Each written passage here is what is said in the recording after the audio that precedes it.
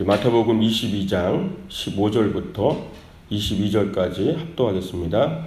이에 바리새인들이 가서 어떻게 하면 예수를 말의 올무에 걸리게 할까 상의하고 자기 제자들을 헤롯 당원들과 함께 예수께 보내어 말하되 선생님이여 우리가 아노니 당신은 참되시고 진리로 하나님의 도를 가르치시며 아무 거리끼는 일이 없으시니 이는 사람을 외모로 보지 아니하심이니이다. 그러면 당신의 생각에는 어떠한지 우리에게 이르소서.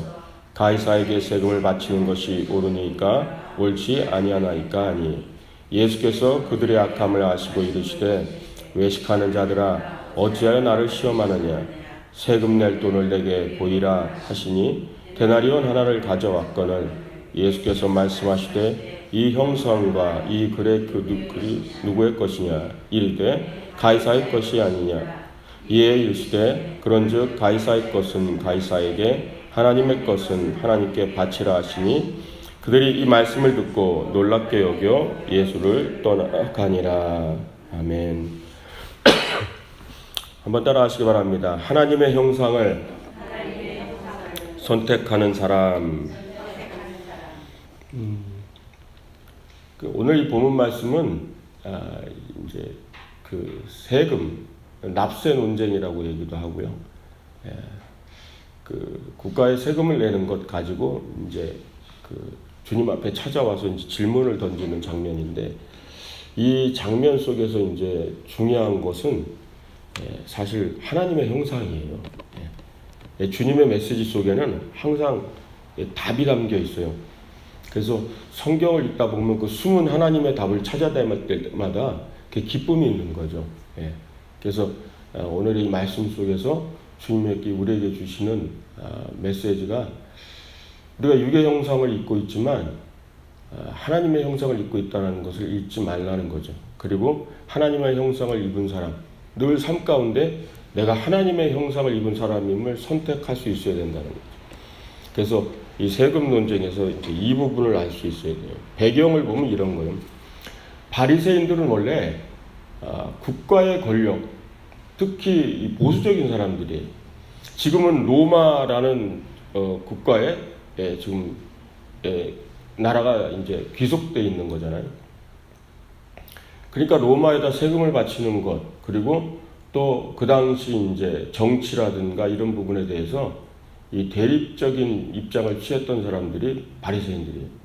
왜냐하면 그들은 교회 안에서의 권리, 이 교회의 권위 그것을 주장하던 사람들이기 때문에 원래 정치를 하는 사람들과는 좋을 수가 없어요.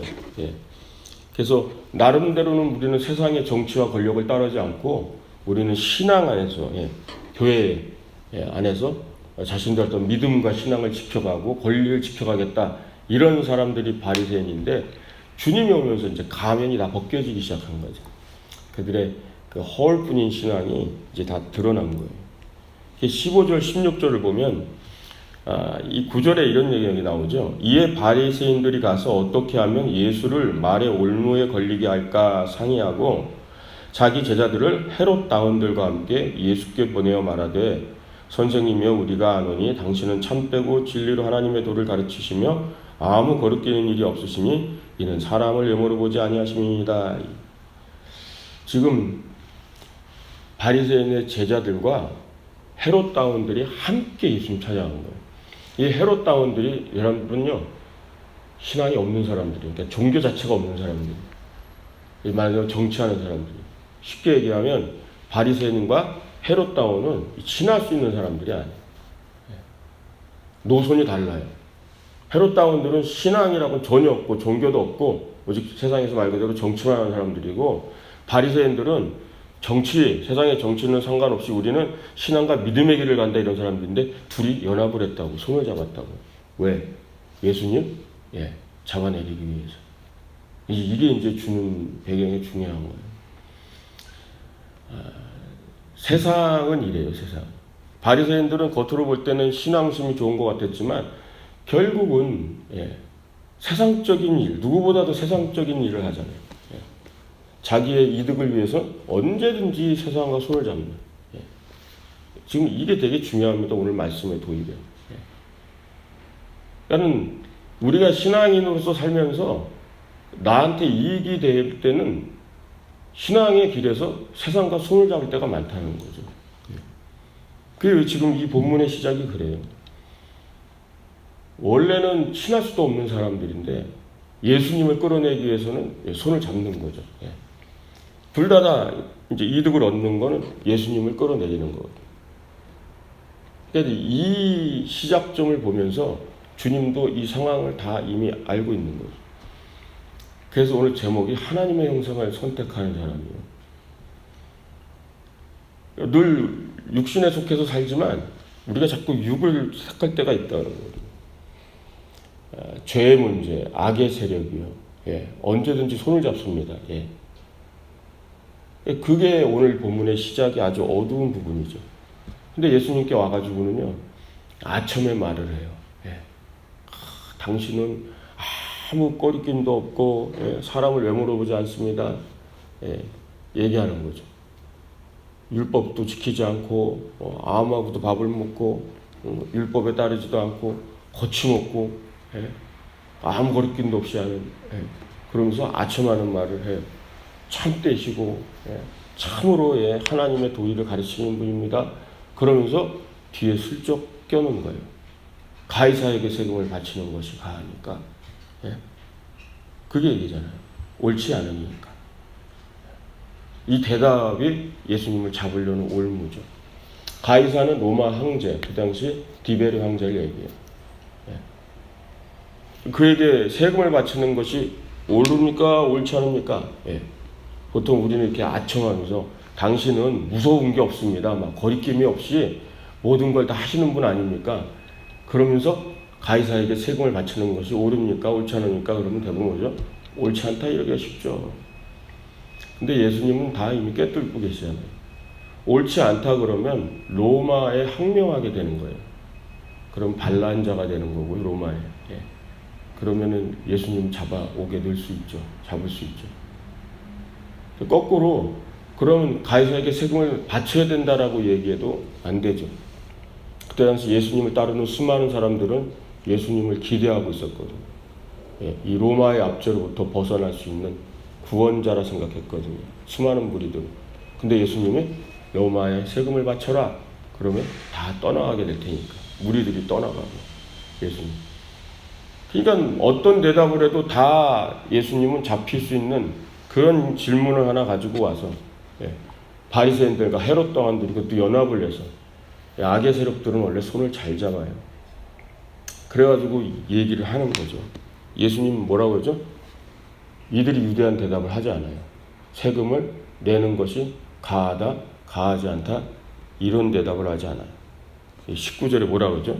세금 낼 돈을 내게 보이라 하시니 데나리온 하나를 가져왔거늘 예수께서 말씀하시되 이 형상과 이 글이 누구의 것이냐? 이게 중요한 말씀이에요. 이 형상과 이 글이 누구의 것이냐? 이르시되 가이사의 것이니이다. 이에 이르시되 그런즉 가이사의 것은 가이사에게, 하나님의 것은 하나님께 바치라. 예수님 이 성경에 보면 비유를 하실 때든지 뭐 하실 때 보면 막 되게 엉뚱해요, 접근 방식이. 그러니까 뭔가를 예측하고 온 사람들이 전부 다 예측을 못하게 만드셔요, 상황이. 그런 예측할 만한 대답을 하시질 않아요. 모든 마태복음이나 모든 복음서에 보면 이들은 뭔가 대답을, 세금을 내냐 안 내냐 이렇게 대답을 기대하고 있는데 갑자기 그럼 니들이 내는 세금을 내는 돈을 가져와 봐라 그러는 거예요. 돈을요. 세금 낼 돈, 니들이 돈 내는 세금 있지 않냐? 그 돈을 갖고 와봐라, 세금을 내는. 그리고 거기 누가 그려져 있냐? 데나리온을 하나 갖다 이렇게 드렸더니 가이사의 형상, 디베르 황제라 그랬죠. 얼굴이 그려져 있으니까. 그 누구의 형상이냐? 이렇게 물은 거예요. 돈에 그려진 그림이 누구의 형상이냐? 가이사입니다 했더니 그럼 가이사한테 줘라 그러신 거예요. 그리고 하나님의 것은 하나님께 바치라 그랬어요. 굉장히 중요한 얘기 하신 거예요. 우리는 하나님의 형상임을 믿으시기 바랍니다. 그래서 하나님의 형상은 하나님께 바쳐진 거예요. 아멘? 그래서 가이사의 것은 가이사에게 바치고 하나님의 것은 하나님께 바치라. 하나님의 형상인 사람은 하나님께 바치며 사는 줄 믿으시기 바랍니다. 예, 그래서 오늘 말씀 제목이 하나님의 형상을 선택하는 사람이에요. 우리가 하나님의 형상으로 창조됐어요. 우리 안에는요, 마치 이 돈에 가이사의 형상이 그려져 있는 것처럼 우리는 하나님의 형상이 그려져 있는 줄 믿으시기 바랍니다. 예, 우리의 영혼에 그려져 있는 거예요. 돈처럼 이렇게 그림처럼 안 그려져 있어서 그러지 우리의 모든 영혼육의 모습 속에 하나님의 형상이 그려져 있어요. 하나님의 것은 하나님께 바치라는 거예요. 돈이든 영혼이든 다 하나님의 것이에요. 예. 모두가 하나님의 것이에요. 예. 근데 주님 얘기하시는 거죠. 예. 물론 국가의 세금도 내야 되죠. 세금 내란 얘기예요. 예. 국가의 정부가 하는 일에 대해서. 그래서 얘기하는 거예요. 근데 여기서 중요한 건 뭐죠? 하나님께 바쳐진 하나님의 형상이. 그거를 잊지 마시길 주의 이름으로 축원드립니다. 악의 세력들이 예수님 잡고 끌어내리려고 왔죠. 근데 주님은 이런 말씀을 하신 거예요. 형상을 얘기하신 거예요. 형상을. 돈의 형상을 얘기하면서. 거기 그림 그려져 있는 대로 가서 세를 바쳐요. 그러나 하나님의 것은 하나님께 바쳐요. 그래서 이것을 구분해야 된다는 걸 믿으시기 바랍니다. 이 본문을 통해서 우리가 교회와 정치를 얘기할 때 이 부분이 좀 서 있어야 돼요. 많은 부분들이 교회 생활하면서 세상의 정치와 교회의 관계에 대해서 많이 헛갈려하고 혼동스럽게 하고 그래요. 교회는 절대 정치를 해서는 안 된다. 정치에 참여되지 않는다. 그런 보수적인 분들이 있어요. 그렇지 않으면 교회는 또 적극적으로 세상의 정치에 참여해야 된다. 그런 사람도 있어요. 정말 나가서 막 데모도 하고 시위도 하고 해야 된다. 그렇게 얘기하고 있어요. 근데 신앙의 기본적인 것들이 서 있지 않으면 이게 어떤 게 옳고 그른지 모르거든요.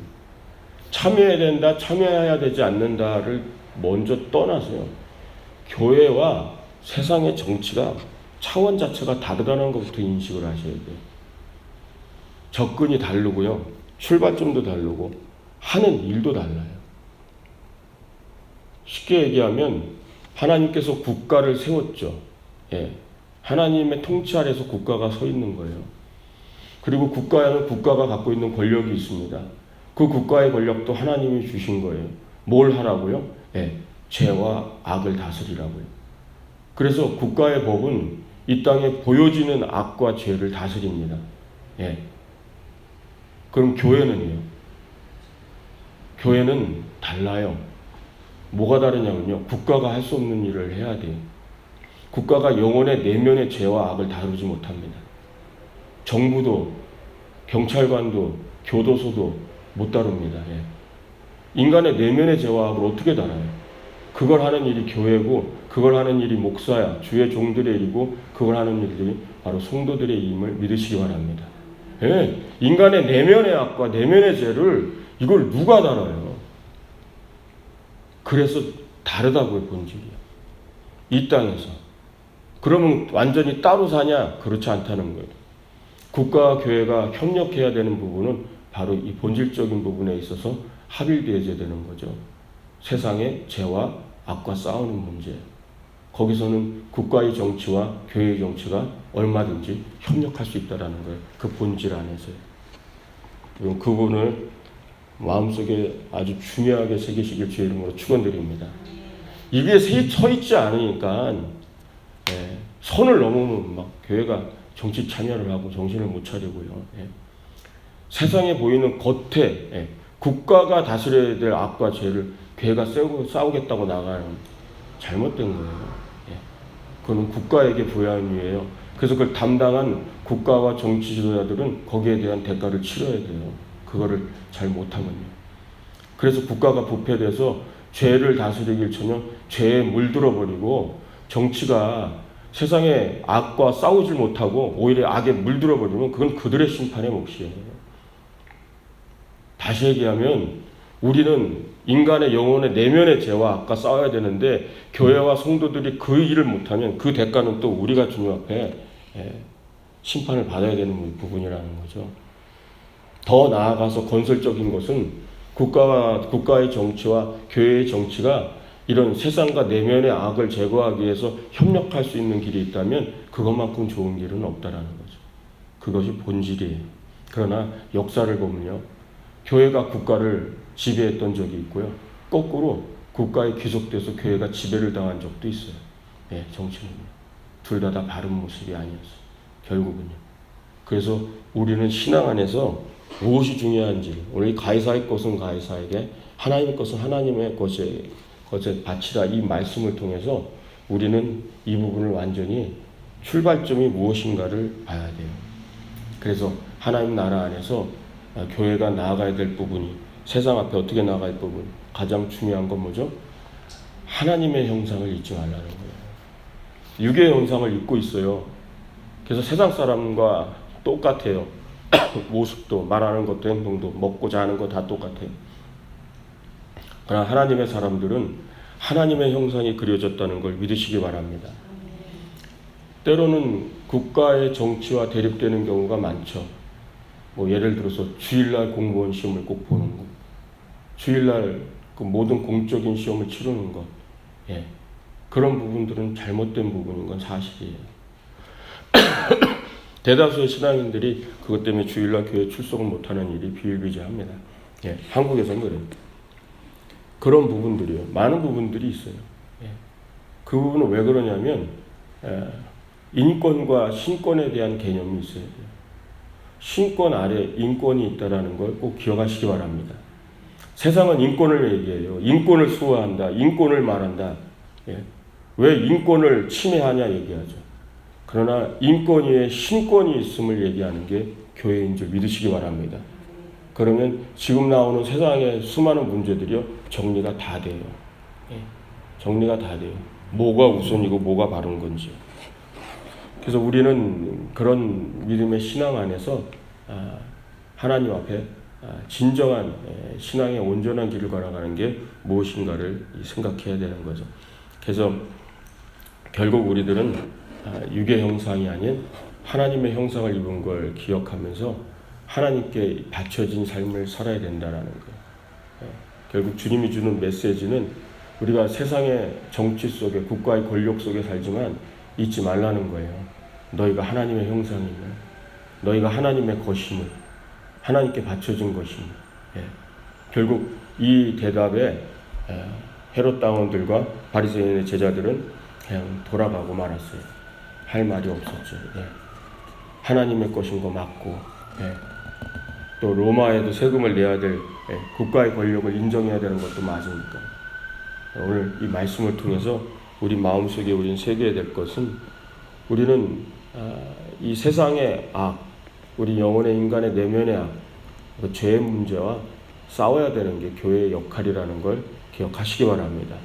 그러나 교회에 부여된 것은 바로 우리 내면의, 인간의 내면에 국가가 할 수 없는 그 죄와 악을 싸워 그것을 점점 분리시켜가는, 그래서 하나님의 형상을 추구하는, 그것이 교회의 정치가 되어야 되고, 그것이 그 교회의 정치가 국가의 정치에 영향력을 미쳐야 된다는 것, 그렇게 기억하시길 주의 이름으로 축원드립니다. 그러면 하나님 원하시는 하나님의 나라가 이루어지는 거예요. 세상의 정치가 교회에 들어오는 거 아닙니다. 예. 결국 악에 물들 뿐이에요. 예. 그건 이미 역사가 다 증명했어요. 세상의 정치를 교회에 끌고 들어와서 결국은 교회들은 다 무너졌어요. 예. 교회가 해야 될 본질은, 예, 인간의 본질적 죄의 문제예요. 내 내면의 죄의 문제예요. 내 내면의 악의 문제예요. 사람들이 살아가는 공동체의 악의 문제예요. 그 깊이와 싸울 때 교회가 세상을 밝게 하고 바로 빛과 소금의 역할을 감당하는 줄 믿으시기 바랍니다. 늘 하나님의 형상을 선택하시기 바랍니다. 예. 하나님의 형상을 붙드셔야 돼요. 그래야 하나님 앞에 온전한 신앙의 길을 가는 줄, 하나님의 사람으로 살아가는 줄 믿으시기 바랍니다. 예. 기도하겠습니다.